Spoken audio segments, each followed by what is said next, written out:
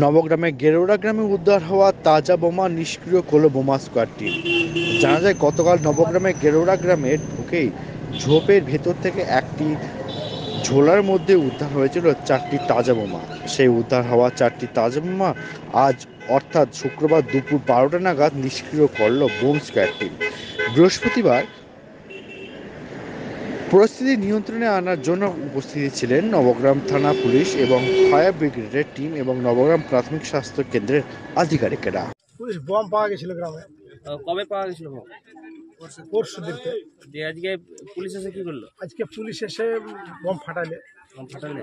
আর bomb squad team এসেছিল নাকি? হ্যাঁ, গোটা টিম, ওদের টিম এসেছিল ওটা।